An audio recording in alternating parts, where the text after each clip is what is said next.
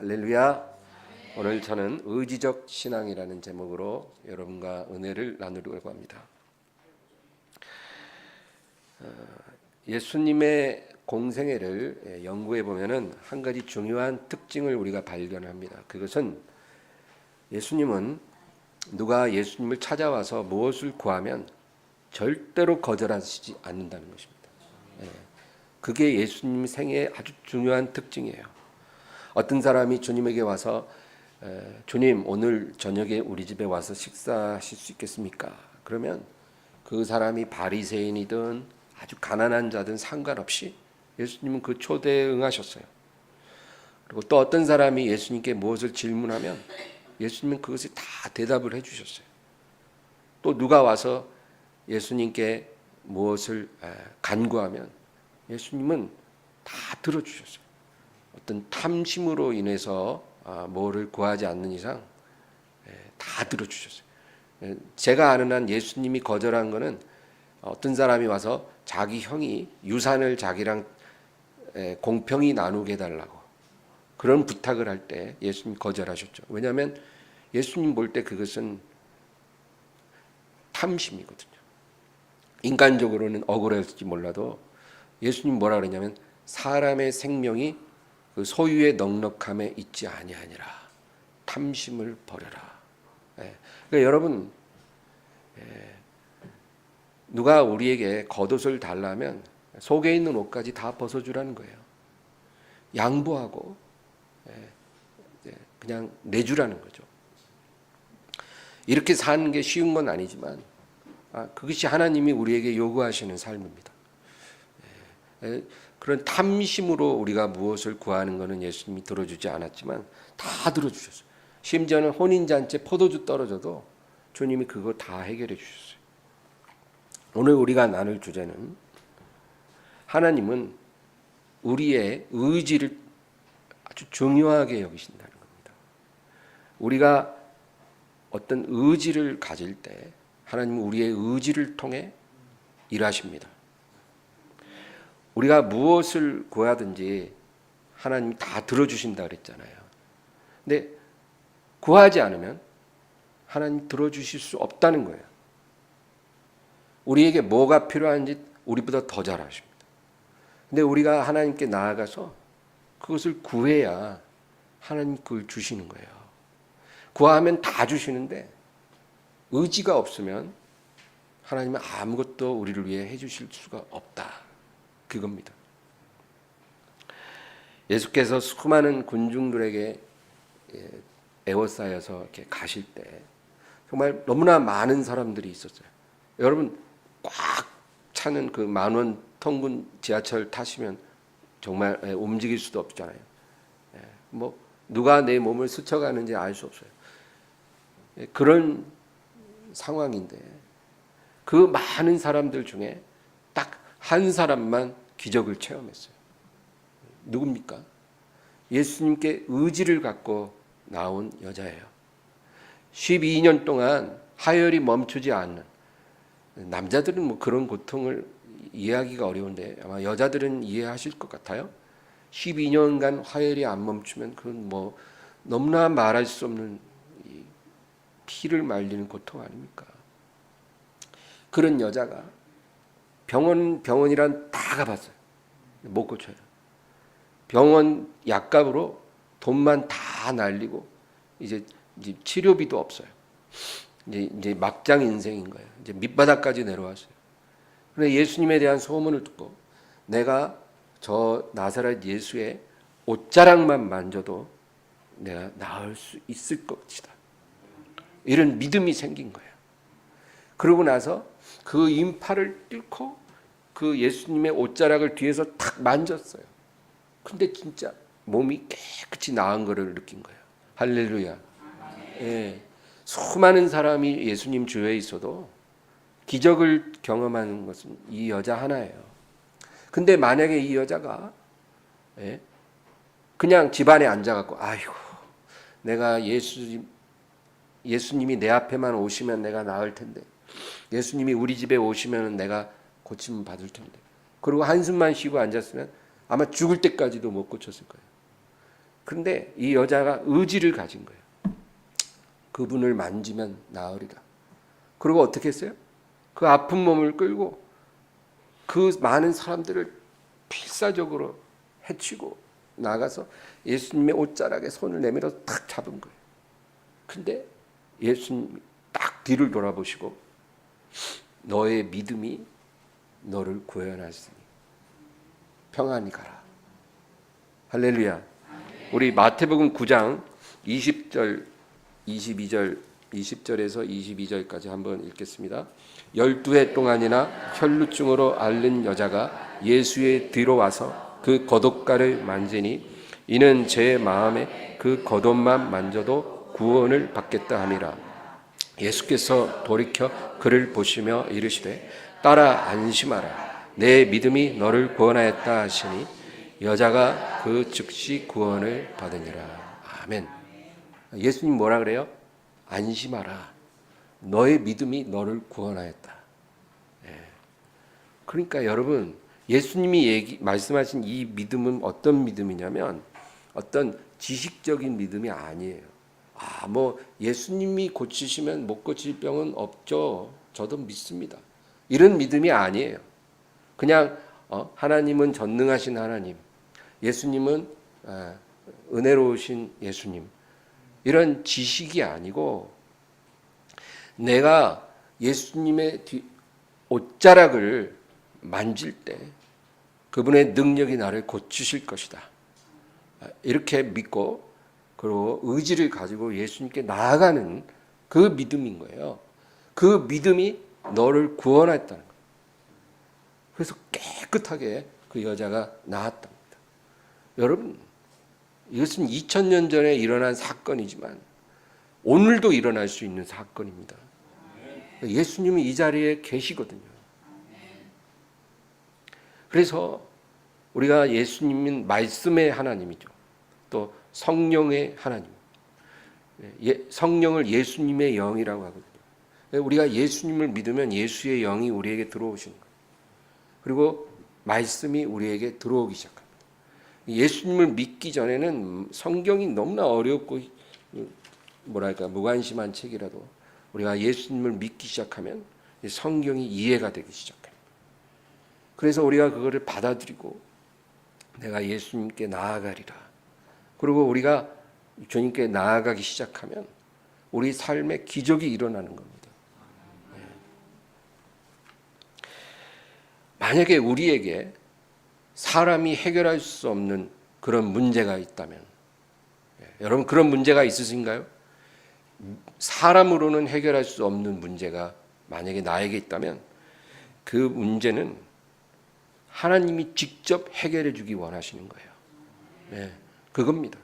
하나님이 우리를 괴롭히려고 그 문제를 주신 게 아니고요. 그 문제를 통해 하나님께 나와서 하나님을 만나라고 그 문제를 주신 거예요. 그러면 우리에게 해결되지 않는 문제가 있으면 그것 가지고 의지를 갖고 하나님께 나아가야 돼요. 그런데 많은 사람들은 그런 문제를 갖고 있어도 하나님께 나아갈 의지가 없어요. 그래서 인생이 너무나 괴로운 거예요. 그 괴로움이 영원히 이어지는 겁니다. 신앙의 본질은 자발성입니다. 여러분, 만약에 자발성이 없는 건 그거는 그가 어떤 행위를 하나님 앞에 할지라도 그건 신앙 아닙니다.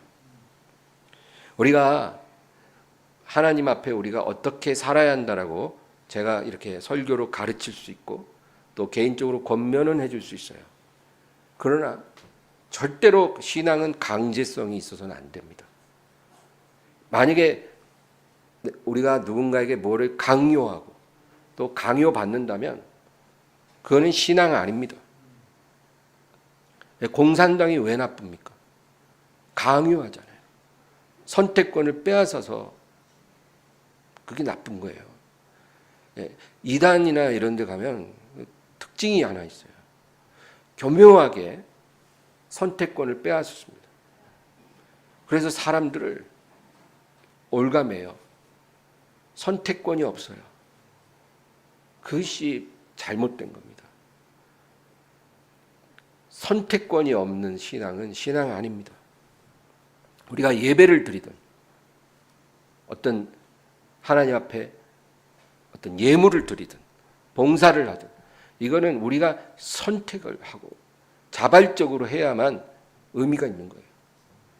그래서 여러분, 저는 절대로 성도들에게 권면은 할 수도 있지만 안 할 수 없게끔 만들어서 겁을 준다든지 어떤 시스템을 그렇게 만들어서 그렇게 무엇이라도 강요하고 싶지 않은 것은 그건 하나님이 아주 싫어하는 것이기 때문입니다. 우리가 하나님 앞에 무엇을 드릴 때는 반드시 자발적이어야 돼요. 여러분, 만약에 하나님 앞에 무슨 헌금을 드리거나 뭘 할 때 마음에 기쁨이 하나도 없고 정말 억지로 하는 느낌이 들거나 그러면 하지 마세요. 안 해도 괜찮아요. 오히려 그렇게 하는 게 하나님 더 원치 않으시는 거예요. 마음이 안 생기면 하지 않아도 돼요. 오늘 교회 너무 가기 싫어. 근데 안 가면 또 목사님 얼굴 보기 또 그렇고, 아이씨, 가자. 이렇게는 오지 마세요. 정말 하나님을 내가 자원하는 마음으로 뵙고 싶어서 와야지. 그런 마음이 없으면 의미가 없다, 그 얘기입니다. 물론 이런 부분은 있어요. 오늘 기도회로 가야 되는데 정말 몸은 가지 말라 그래. 근데 마음은 가야 된다는 거예요. 왜? 네 영이 살아야 되니까. 그럴 때는 어떻게 해요? 우리의 몸을 쳐서 복종시키고 주님 앞에 나아가는 거죠. 그렇죠? 이런 차원은 다른 차원이지만 내 마음도 싫어. 몸이 싫은 게 아니라 마음도 싫어. 교회 가기 싫어 죽겠어. 그러면 올 필요가 없다는 거예요. 그래도 어떤 시스템 때문에, 조직의 생리 때문에 내가 가거나 그건 아무 의미가 없다는 겁니다. 하나님은 왜 우리에게 자유의지를 주셨을까요? 어떤 사람은 그렇게 말을 해요. 하나님이 인간에게 너무 많은 자유의지를 주셔서 너무 많은 문제가 생겼다는 거예요. 왜 자유의지를 주시고 왜 에덴 동산에 선악과 심어 놓으셔서 이 사달이 일어났냐는 거예요. 여러분, 비록 수많은 실패와 부작용의 가능성이 있을지라도 사람의 자발성에서 나오는 것만이 하나님을 영화롭게 할 수 있다는 겁니다. 그게 하나님의 방식이에요.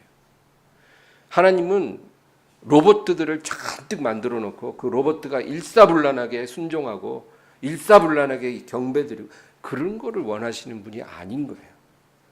자유의지를 가진 사람들을 수없이 만드시고 그 중에 99%가 다 하나님을 거역할지라도 단 한 사람이 하나님을 자발적으로 경배할 수 있다면 하나님 그것 통해 영광 받으시는 하나님이십니다. 그래서 노아 시대에 바로 노아가 그런 사람 아니었습니까? 바로 하나님이 원하시는 건 그 한 사람의 예배, 그 한 사람의 예물, 그것을 원하시는 거예요. 그러면 나머지는 다 어떡합니까?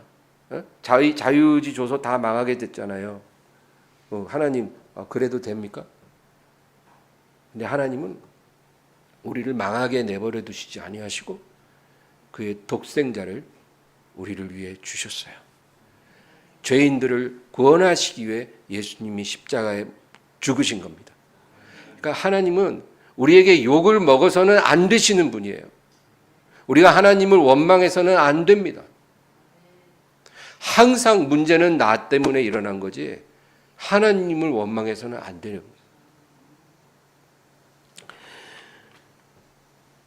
여러분, 어떤 사람이 자기 자식에게 돈을 딱 줍니다. 100만 원 딱 주면서 50만 원은 널 위해 쓰고 50만 원은 아버지 어머니를 위해 선물 사오거라 이랬어요. 그러면 아이들이 너무 좋아. 그래서 50만 원 가지고 아빠 엄마 선물 사갖고 가서 선물 드린 거예요. 그러면 여러분 그 선물 받으면 기분 좋을 것 같아요? 그런 선물이 무슨 감동이 있겠습니까? 돈 딱 주면서 얼마어치는 선물 사와라.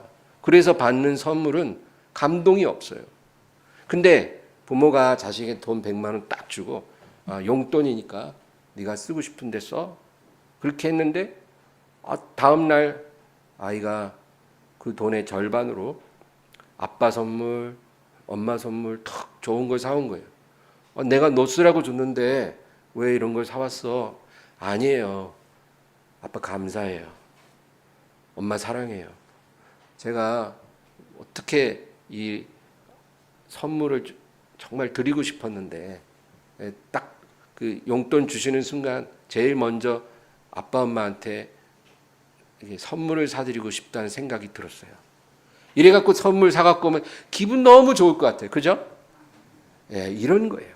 하나님이 우리에게 자유의지를 주신 것은 바로 그것만이 하나님을 영광스럽게 할 수 있기 때문이에요. 그래서 우리가 이 세상에서 일생 동안 훈련하는 게 뭐냐면 우리 자유의지를 하나님이 기뻐 받으시는 도구로 만드는 훈련이에요. 예. 그래서 내 육체에서 나쁜 의지가 올라오면 그거를 십자가에 못 박으라는 거죠. 그리고 내 안에 임하신 성령의 세미한 음성을 따라 말씀의 빛을 따라 우리의 자유의지를 하나님이 기뻐하시는 방향으로 사용하는 거예요. 이런 것이 점점 우리의 삶의 비중이 커질수록 여러분 우리를 통해 하나님께서 더 큰 영광 받으시고 우리가 구하지 않은 것도 주십니다. 여러분 그런 하나님을 만나야 되지 않겠어요? 내가 이 기도를 몇 년을 했는데 아직도 안 주네. 이런 고백이 아니라 나는 이거를 구하지도 않았는데 하나님이 이렇게도 주시네요. 너무 놀라워요. 너무 하나님은 놀라우신 하나님이에요. 이런 간증을 해야 되지 않겠어요? 하나님 그런 하나님인데 어떤 사람은 인색한 하나님을 만나고 어떤 사람은 너무나 풍성하고 자비로우신 하나님을 만나는 거예요. 그러면 하나님이 차별하는 게 아니고 우리가 바로 그런 하나님을 만나게 만드는 거예요. 우리의 자유의지를 우리가 어떻게 사용하느냐에 따라 우리는 인색한 하나님을 만날 수도 있고 너그러우시고 자비로우신 하나님을 만날 수도 있습니다. 그래서 우리가 하나님 말씀을 배우는 것이고 기도하는 거예요. 우리 자유의지를 훈련하기 위해서 그게 반드시 필요한 과정이거든요. 여러분 사람은 영혼 육으로 이루어졌다고 성경이 분명히 말씀합니다. 사람 하면 영혼 육 이것이 결합된 존재가 사람이에요. 그런데 영과 혼은 별개이지만 분리될 수가 없다는 거예요. 그러니까 영과 혼은 분리되는 게 불가능해요. 항상 같이 있습니다. 그래서 영혼 이렇게 말하는 거예요. 그러나 영혼과 육체는 분리가 가능합니다. 이렇게 영혼과 육체가 분리될 때 우리는 이것을 죽음이라고 말해요. 그런데 이 분리된 영혼과 육체가 언젠가 다시 합쳐진다고 성경은 말합니다. 그거를 우리는 부활이라고 말하는 거예요. 우리의 영이 있어요. 그 영을 혼이 이렇게 감싸고 있습니다. 여러분 복숭아를 한번 생각해 보세요. 복숭아 안에 씨가 있죠. 그 씨를 과육이 쫙 감싸고 있어요. 우리는 그것을 통으로 복숭아라고 이제 말을 합니다. 그런데 그 과육 안에 있는 그 씨가 바로 영이에요. 하나님의 형상을 가진 아주 근원적인 씨예요. 우리 안에 하나님이 그 영을 주셨습니다. 짐승에게는 그게 없죠. 그 가장 근원적인 영이 바로 이제 우리 안에 있는 씨입니다. 씨. 그리고 그것을 감싸고 있는 과육이 바로 혼인 거예요. 이 혼은 지정의라고 말을 합니다. 그것을 우리는 인격이라고 말하는 거예요. 그래서 우리 영을 감싸고 있는 그 지정의가 우리의 인격이 되는 거예요. 그런데 여러분, 이 지라는 거는 뭐예요? 지성이죠. 지성. 이성이라고도 말합니다. 이 이성은 어떤 사실을 인지하는 기능을 말해요. 사실을 정확하게 빠르게 인지하는 사람이 있고 좀 둔한 사람이 있어요. 그래서 이성이 사람마다 조금씩 그 역량의 차이가 있어요.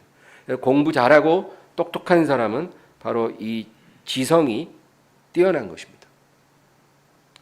그 다음에 정이라는 것은 감정이에요. 우리가 어떤 것에 사랑을 느끼죠. 그거는 감정이에요. 내가 저 사람을 사랑할 아무 이유가 없는데 그냥 사랑해. 사랑이 가요. 이런 거예요. 사랑을 느끼고 또 어떤 사람에 대한 미움이나 분노를 느끼는 것. 이런 게 다 감정입니다. 그래서 지성은 어떤 사실을 인지하는 기능이고 감정은 사랑이나 분노를 인지하는 기능입니다. 사람은 이 두 가지를 통해서 어떤 정보가 들어오면 그걸 토대로 판단하고 결정하는 존재예요. 그 결정이 바로 의지입니다. 의지. 그러니까 지성과 감정을 통해 무엇이 들어오면 그것을 토대로 우리가 어떤 결정을 내리는데 그것이 의지라는 거예요. 그 의지를 성경은 마음이라고 말합니다. 마음, 하트. 그 마음이 바로 의지예요. 의지. 우리가 어떤 것에 의지가 있다는 것은 어떤 것에 마음이 있다는 거예요. 어떤 것에 의지가 없어. 마음이 없는 거예요. 학생이 공부할 의지가 없으면 공부할 마음이 없는 거예요. 교회에 갈 의지가 없으면 하나님을 향한 마음이 없는 거죠. 내가 어떤 쇼핑몰에 가서 다 돌아봤는데 아무것도 사고 싶지가 않아. 그러면 그 안에 있는 물건 중에 내 마음 가는 게 하나도 없는 거예요. 그러니까 우리의 마음은 의지와 동일어예요. 마음은 있는데 의지가 없어요. 이런 거는 존재할 수가 없는 거예요.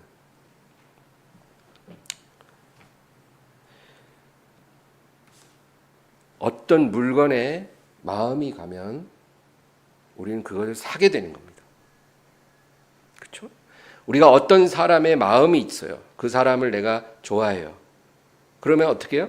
그 사람한테 잠깐 얼굴 차 한 잔 마실까? 그러면 어떻게 해요?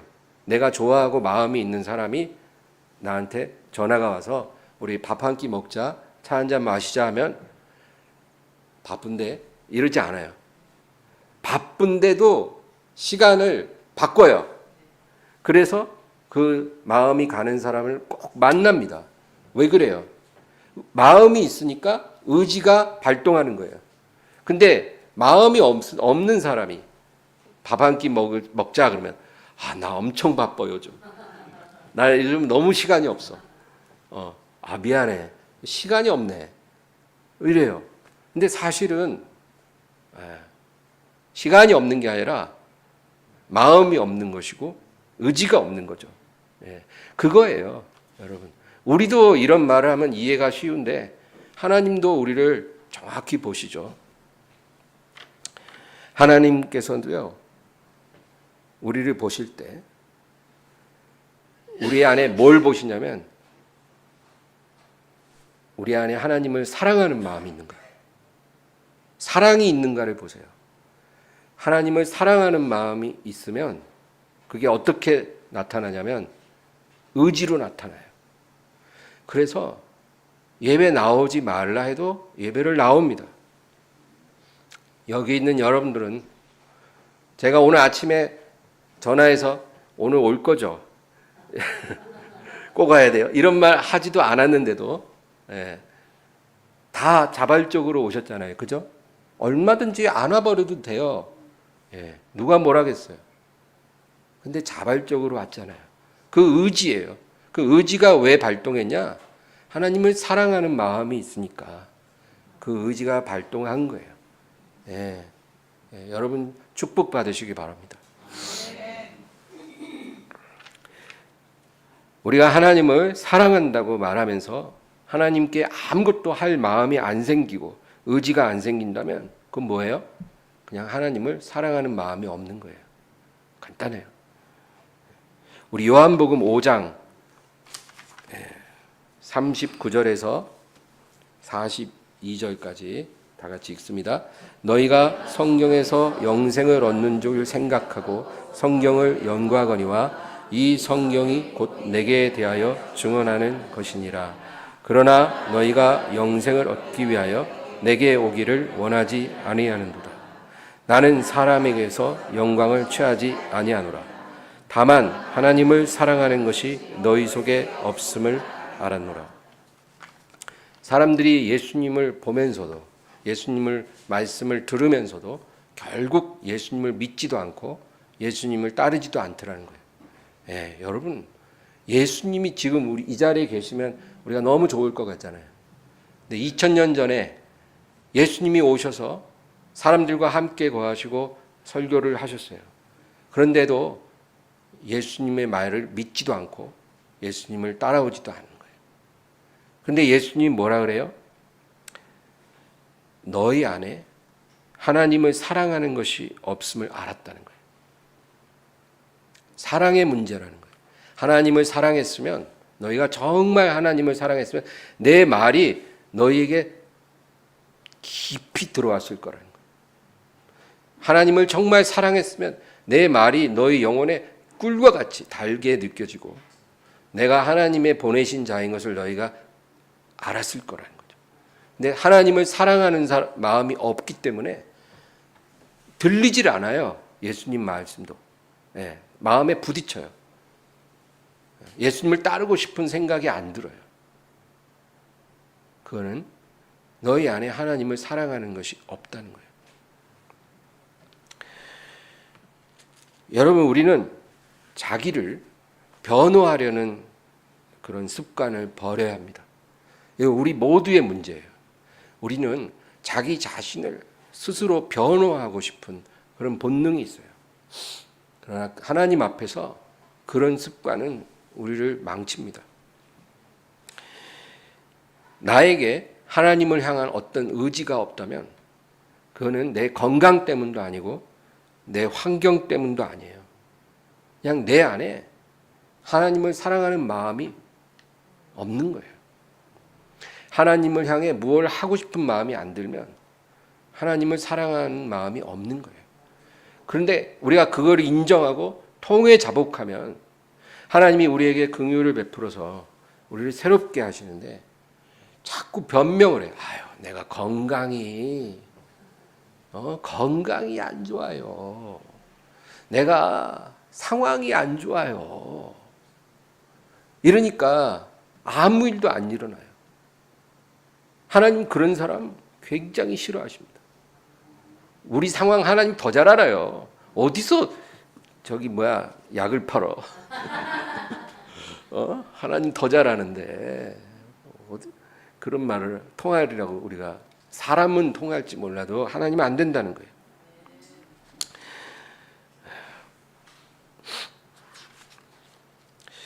우리 안에 하나님을 향한 사랑이 식었어요. 하나님의 사랑이라는 게 여러분 늘 똑같지가 않잖아요. 사랑이 식을 수 있어요. 식으면 하나님을 향해서 하고 싶은 것이 없어져요. 처음에 우리가 하나님 만나고 예수님의 사랑을 탁 체험하고 성령을 받았을 때는 막 너무너무 내 안에서 불이 타올라서 일주일 매일매일 교회 가고 싶고, 그죠? 정말 기도만 하면 눈물이 떨어지고 찬송 막 영원히 부르고 싶고, 그렇잖아요. 근데 그 사랑이 식으니까 하고 싶지 않은 거야. 교회 가는 것도 버겁고, 무엇을 드리는 것도 부담스럽고, 그러니까 자꾸 이상한 소리를 해요. 근데 사실은 근원적인 문제가 뭐예요? 사랑이 식었어요. 그걸 하나님께서 아신다는 겁니다. 우리가 만약에 하나님 저 바쁜 거 아시잖아요. 그러면 하나님도 뭐라 하냐면 그래 알아. 나도 너무 바빠서 널 돌볼 시간이 없다. 이러실 거예요. 여러분 그러지 않기를 바랍니다. 다니엘은 하나님을 너무나 사랑하는 사람이었어요. 그는 원래 유다의 귀족 집안, 그 귀족 집안의 사람입니다. 신분이 귀족이에요. 그런데 바벨론이 유다를 멸망시키고 귀족들이나 제대로 된 사람들은 포로로 다 끌어갔어요. 그래서 바벨론의 포로로 끌려왔지만 그는 자기의 그런 상황으로 인해, 자기의 처지로 인해 하나님의 사랑을 의심하지 않았어요. 여러분, 사람요, 내가 조금 막 잘 풀리고 뭐 막 인생이 막 꽃길처럼 느껴질 때는 하나님 나를 너무 사랑하는 것 같아. 이 세상에서 나를 제일 사랑하는 것 같아. 근데 막 상황이 계속 미끄럼칠 치고 내리막길 걷고 이걸 해도 안 되고 저걸 해도 안 되고 내 인생이 너무 암울해지면 하나님 나를 버리셨는 것 같아. 하나님 나를 더 이상 사랑하지 않나 봐. 우리가 이렇게 느낄 수 있죠. 그렇지 않았어요. 다니엘은 비록 포로의 신분이었는데도 하나님의 사랑을 의심한 적이 없었어요. 그리고 그가 느부갓네살 왕을 모시는 소년들에 선발되었을 때 젊은이들을 선발해서 왕을 섬기도록 했어요. 그리고 3년 동안 트레이닝을 받는데 거기서 먹어야 되는 음식들은 굉장히 율법에서 금한 그런 불결한 음식들이 많았어요. 그러니까 그 당시 유대인들은 율법을 지켰기 때문에 그런 음식을 먹으면 자기를 더럽힌다고 생각했어요. 근데 다니엘은 자기가 포로의 신분이기 때문에 어쩔 수 없이 지금 이 음식들을 먹을 수밖에 없다라고 그렇게 변명하지 않았다는 거예요. 만약에 저와 여러분 같았으면 아유 지금 상황이 어쩔 수 없고 내가 포로의 신분인데 어떻게 내가 이걸 거부해. 주는 대로 먹어야지. 우린 다 그렇게 생각할 거잖아요. 근데 다니엘은 그렇게 생각하지 않았어요. 그래서 다니엘이 성경에 기록된 거예요. 우리 보고 좀 배우라고. 너희는 이렇게 살라는 거예요. 그래서 어떻게 해요? 뜻을 정하여 환관장에게 나아가 부탁을 합니다. 여기 뜻을 정했다는 말은 내가 의지적인 결단을 했다는 거예요. 아까 제가 하나님은 우리 의지를 통해 역사하신다 그랬잖아요. 내가 머리로 믿어도 의지가 없으면 아무 일도 안 일어나지만 우리가 믿은 것을 의지적으로 결단하고 하나님께 나아가면 하나님이 일하신다는 거죠. 근데 여기서 하나님이 뜻을 정해서 다니엘이 뜻을 정해서 환관자에게 나아가 부탁했다는 거죠. 뭐라고 부탁해요? 이 음식들을 먹지 않고 우리가 채식만 먹을 수 있게 해달라는 거예요. 간땡이가 부은 거예요. 포로가. 예. 쫓겨나면 다행이고 아니면 그냥 목이 잘릴 수도 있어요. 근데도 뜻을 정해. 어떤 뜻? 만약에 이 부탁이 거절되면 그냥 잘려도 괜찮다. 이 일생일대 성공할 수 있는 기회를 내가 잃어버려도 괜찮다. 저 음식으로 나를 더럽히는 것보다 나는 차라리 이 기회를 잃어버리든지 아니면 최악의 경우 죽임을 당해도 상관없다. 그렇게 뜻을 정한 거예요. 예, 에스더도 그랬잖아요. 죽으면 죽으리이다. 여러분 성경에 나오는 사람들의 공통점을 우리가 발견해야 돼요. 왜 우리와 그들이 똑같이 하루 3번 밥 먹고 잠자고 사는데 하나님 보실 때 다르냐면 그 부분이 다른 거예요. 다니엘은 뜻을 정해서 그렇게 나아간 거예요. 근데 하나님이 다니엘로 하여금 환관자에게 은혜와 긍휼을 얻게 하셨더라. 할렐루야. 하나님이 그렇게 하셨다는 거예요. 우리 본문으로 다시 가서 다니엘 1장 8절 9절을 또 한번 읽어보겠습니다. 다니엘은 뜻을 정하여 왕의 음식과 그가 마시는 포도주로 자기를 더럽히지 아니하리라 하고 자기를 더럽히지 아니하도록 환관자에게 구하니 하나님이 다니엘로 하여금 환관자에게 은혜와 긍휼을 얻게 하신지라. 아멘. 다니엘은 자기를 더럽히지 않기 위해 뜻을 정했어요. 목숨을 걸었어요. 모든 것을 다 걸었어요. 그 음식이 들어와서 자기를 더럽히지 않으려고. 우리는 어떻게 살아요? 예? 뭐 더럽히든지 말든지 막 살잖아요. 다 그죠? 예. 오늘날 크리스찬들 대부분 막 살아요. 예. 그까이 거 뭐. 예. 물론 그래도 하나님 우리를 긍휼히 여기고 기다려 주시지만 하나님이 용인해 주는 게 아니라 기다려 주는 거예요. 예. 허락하신 게 아니라 인내하신 거예요. 우리 더럽히지 않고 살아야 돼요. 우리 신앙에 반드시 있어야 되는 것은 바로 이거예요. 하나님을 위해 뜻을 정하는 사람이 되어야 돼요. 이 뜻을 정하는 믿음이 매일매일 우리의 기도 속에 일어나야 돼요. 여러분이 아침에 일어나서 10분씩 기도하고 30분씩 기도한다면 어떤 기도를 해야 되냐면 하나님을 향해 뜻을 정하는 기도를 해야 돼요. 하나님, 제가 화내지 않겠습니다. 제가 세상 것 눈 돌리지 않겠습니다. 제가 장사하면서 거짓말하지 않겠습니다. 손님 봐가면서 가격 부르고 그렇게 하지 않겠습니다. 제가 무엇을 하지 않겠습니다. 제가 그렇게 사느니 차라리 손해보겠습니다. 매일 우리가 이렇게 하나님께 뜻을 정하면 하나님께서 우리로 하여금 은혜와 긍휼을 얻게 해주시는 거예요. 그리고 닫힌 문이 열리는 거예요. 이런 뜻을 정하는 일도 없이 그냥 술에 술 탄 듯 물에 술 탄 듯 대충 타협하고 휩쓸려서 살면서 왜 하나님은 나에게 대박을 안 주나? 남들은 대박이 잘만 나더만. 나도 매출 얼마 찍었으면 소원 없겠네.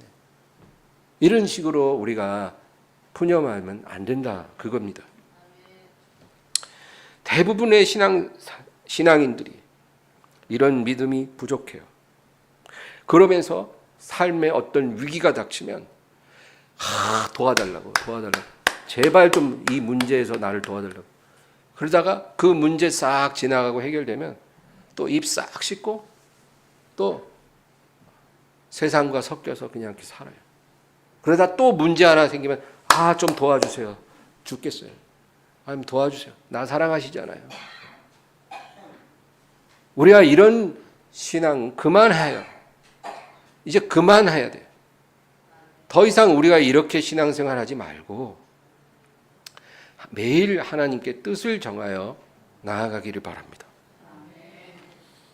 우리가 이렇게 살아야 되는데 그냥 미지근하게 세상과 섞여서 이것도 아니고 저것도 아니고 그렇게 살아서는 안 되죠. 그렇게 살라고 예수님이 십자가에 죽으신 거 아닙니다, 여러분. 그렇게 미지근하게 물에 술 탄 듯 술에 술 탄 듯 그렇게 살아가라고 우리 예수님이 우리를 위해 죽으신 게 아니에요. 완전히 새 사람이 돼서 새롭게 살라고 우리를 위해 자신을 생명을 주신 겁니다. 어떤 사람은 나는 심각하게 살고 싶지 않아요. 여러분 신앙은 심각한 겁니다. 아주 심각한 거예요. 신앙은 하나님을 섬기고 하나님과 동행한다는 것은 아주 심각한 문제예요. 보통 문제가 아니에요. 목숨 걸고 가는 길이에요. 심각하게 살고 싶지 않고 심각하게 신앙생활하지 않는다면은 생각을 바꿔야 돼요. 계시록 3장 15, 16절 읽겠습니다. 내가 내 행위를 아노니 내가 차지도 아니하고 뜨겁지도 아니하도다. 내가 차든지 뜨겁든지 하기를 원하노라. 내가 이같이 미지근하여 뜨겁지도 아니하고 차지도 아니하니 내 입에서 너를 토하여 내치리라. 예수님 마음이에요. 누구에게 하는 말이에요? 교인들에게 하는 말이에요. 네가 차지도 않고 뜨겁지도 않고 미지근하니 내가 너를 토할 것 같다. 예수님이 보실 때 세 종류의 사람이 있다는 거예요. 첫 번째는 누구예요? 뜨거운 사람. 주님을 뜨겁게 사랑하는 사람이에요.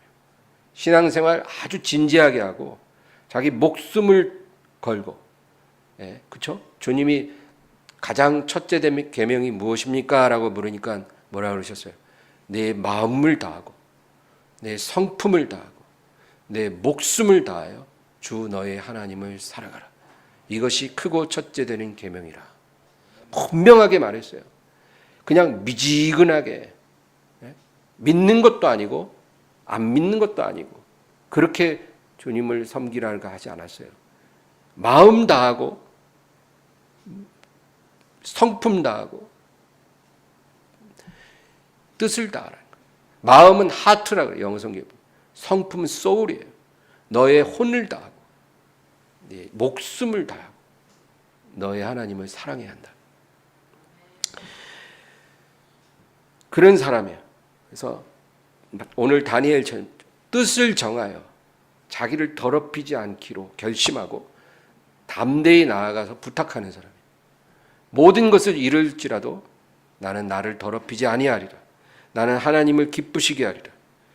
내가 하나님을 슬프시게 하느니 차라리 내 모든 것을 포기하리라. 이런 각오로 뜻을 정하여 살아가는 사람이에요. 여러분 이런 사람이 돼야 합니다. 네, 그래야 해요. 그것이 우리를 향한 하나님의 뜻이에요. 그런데 두 번째 유형은 어때요? 차가운 사람이에요. 아예 하나님을 무시하고 살기로 결심한 사람이에요. 내 인생의 주인은 나이므로 철저히 나 자신을 위해 살기로 결심한 사람. 이 차가운 사람. 뜨겁게 안 살려면은 차라리 차가워지라는 거예요. 네. 뭐 아니면 더 확실하게 하라는 거예요. 주님이 제일 싫어하는 유형이 세 번째. 미지근한 사람. 이런 사람을 주님은 못 견뎌요. 차라리 차가우면 그냥 내비두는데 미지근한 거는 주님이 거북해. 토할 것 같아. 어디 화장실 어디 있나. 그런 보는 거예요. 근데 이 미지근하다는 거는 한마디로 얘기하면 양다리 걸치는 사람이에요. 양다리. 여러분도 양다리 걸치는 사람 좋으세요? 좋아합니까? 내 취향이에요. 양다리가 좋아요. 치킨도 양다리가 좋고 저 양다리 취향이에요. 그런 사람은 아마 없겠죠. 이혼도 안 하면서 바람 피는 사람. 그렇죠? 바람 피려면 깨끗이 이혼하고 하든지 이혼도 안 하면서 바람은 또 펴요. 남자친구와 헤어지지도 않으면서 선보러 다녀요. 양다리. 주님을 사랑하지도 않으면서 떠나지도 않아요. 사랑하는 것도 아닌데 떠나는 것도 아니야. 왜 안 떠나냐 그러면 축복이 아쉽고 또 어떻게 알아? 또 주님이 나한테 좋은 거 주실지. 또 지옥 갈까 봐 무섭고. 그래서 사랑하지도 않고 떠나지도 않아요. 그런 사람. 양다리예요. 이런 사람이 미지근한 거예요. 내 입에서 너를 토하여 내치리라. 여러분, 우리는 라오디게아 교인이 되어서는 안 돼요. 이런 사람이 되어서는 안 되고 어떤 사람이 되어야 되냐면 다니엘과 세 친구 같이 그렇죠? 뜻을 정해야 돼. 뜻을 정해서 나를 더럽히지 않으리라. 뜻을 정해서 하나님을 욕되게 하지 않으리라. 내가 비록 내가 풀무불에 던져질지언정 내가 사자굴에 던져질지언정 내가 하나님을 욕되게 하지 않으리라. 뜻을 정하는 사람. 하나님이 이런 사람을 보고 싶은 거예요. 인자가 세상에 다시 올 때 믿음을 보겠느냐. 이런 사람을 찾을 수 있겠는가. 여러분 없잖아요. 드물어요. 근데 내가 그런 사람이 돼야 한다는 거예요. 우리 저와 여러분이 그렇게 살아가기를 주의 이름으로 축원합니다. 하나님 아버지, 오늘도 주님을 찬양하고 경배합니다. 뜻을 정하게 하소서. 내가 뜻을 정할 때 하나님께서 그 자리에서 일어나십니다. 왜냐하면 그런 사람이 너무나 드물기 때문입니다. 주님 도우소서. 이것은 성경을 많이 알고 모르고의 문제도 아니고 내가 교회를 얼마나 오래 다니고 안 다니고의 문제가 아니고 내가 재산이 얼마나 많고 적은 거의 문제도 아니고 내 배움이 얼마나 많고 짧은도 아니고 주님 우리 모두가 할 수 있는 일입니다. 뜻을 정하여 자기를 더럽히지 않고 하나님을 욕되게 하지 않는 그런 사람이 되게 하옵소서. 예수님의 이름으로 기도합니다. 아멘. 찬양하고 기도합니다.